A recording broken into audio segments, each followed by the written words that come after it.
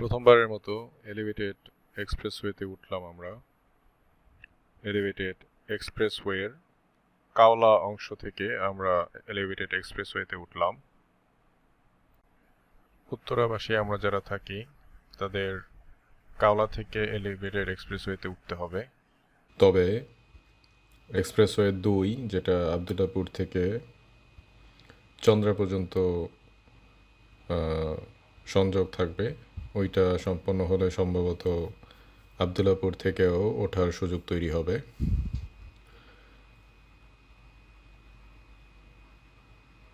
এই আমরা টোল প্লাজায় চলে আসলাম।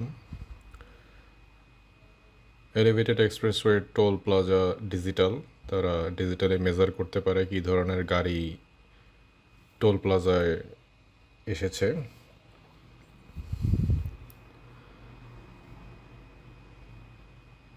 এখানে মাল্টি সেন্সরের ক্যামেরা লাগানো আছে, এরা মেজারমেন্ট করতে পারে সম্ভবত। কিভাবে মেজারমেন্ট করে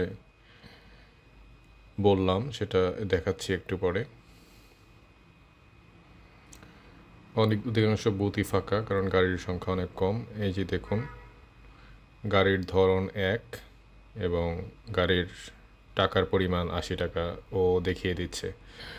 তার মানে বিভিন্ন সেন্সর বা ক্যামেরার মাধ্যমে ও গাড়ির ধরন বুঝতে পারে আসলে কী ধরনের গাড়ি টোল বুথে অবস্থান করছে। বেশ আধুনিক একটি প্রযুক্তি বলা যায়, বাংলাদেশের জন্য তো অবশ্যই নতুন। আমরা এলিভেটেড এক্সপ্রেসওয়ের মূল সড়কে অবস্থান করছি। মাঝখানের এই সড়কটি সোজা লাইনে চলে গেছে দ্বিতীয় এলিভেটেড এক্সপ্রেসওয়ে, অর্থাৎ চন্দ্রা থেকে আবদুল্লাপুর পর্যন্ত যেটা বানানো হচ্ছে সেটা এসে এই সোজা লাইনে সরাসরি যুক্ত হবে। তখন বিনা বাধায় একটি গাড়ি চন্দ্রা থেকে সরাসরি চিটাগাং হাইওয়েতে গিয়ে নামতে পারবে, ঢাকাতে না নেমেও।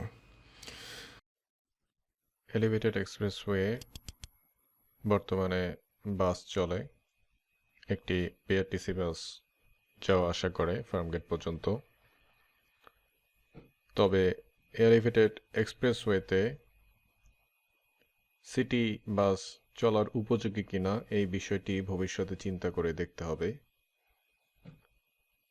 কেননা যাত্রী নিরাপত্তার বিষয়টি উপেক্ষা করা যাবে না।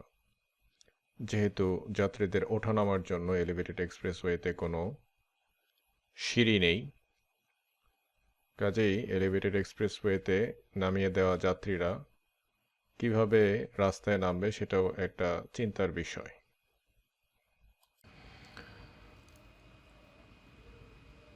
খুব অল্প সময়েই আমরা উত্তরা থেকে বানানের দিকে চলে গেলাম। যেই পথটা নিজের সড়কে পাড়ি দিতে আপনার কম করে হলেও আধা ঘন্টা লাগবে, সেই একই পথটা আপনি এলিভেটেড এক্সপ্রেসওয়েতে 6 থেকে 7 মিনিটের মধ্যেই আপনি পাড়ি দিতে পারবেন। এলিভেটেড এক্সপ্রেসওয়ের সর্বোচ্চ গতি 60। আশা করব যারা এলিভেটেড এক্সপ্রেসওয়েতে ওঠেন অবশ্যই আইনের প্রতি শ্রদ্ধাশীল হবেন এবং এলিভেটেড এক্সপ্রেসওয়েকে 60-এর ঊর্ধ্বে গতি তুলবেন না। এলিভেটেড এক্সপ্রেসওয়ে বেশ আধুনিক একটি সড়ক, প্রতিটি জায়গায় সাইন লাগানো আছে। এই বাঁ পাশে যেই গ্রিলের মতো দেখা যাচ্ছে, এগুলো সম্ভবত শব্দ কমানোর জন্য লাগানো হয়েছে, যেন স্থানীয়দের গাড়ি চলাচলে অতিরিক্ত শব্দের কারণে অসুবিধা না হয়।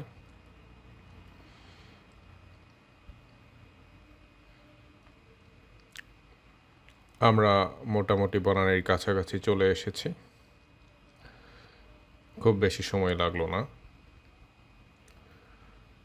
রাস্তা বেশ ফাঁকা, মানুষ দূরত্ব অল্প হওয়ার কারণেই অনেকেই এলিভেটেড এক্সপ্রেসওয়েতে বর্তমানে উঠছেন না। তবে ফার্মগেট থেকে রাস্তাটি যদি চিটাগাং রোড পর্যন্ত বর্ধিত করা হয় এবং কাজ সম্পন্ন শেষ হলে অনেকেই আশা করা যায় এই এলিভেটেড এক্সপ্রেসওয়ে ব্যবহার করবেন।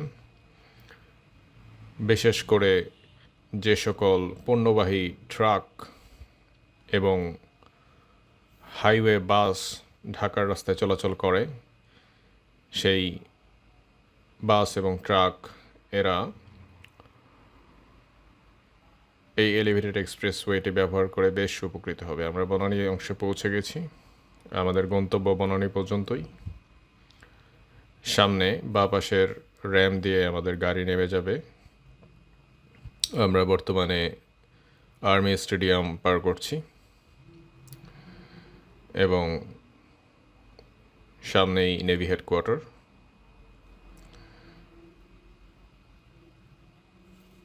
যে সকল গাড়ি ফার্মগেটে যেতে চায় তারা সোজা চলে যাবে এবং যারা মহাখালীতে নামতে চায় তারা এই বাঁ সাইডের র্যাম দিয়ে নিচে নেমে যাবে।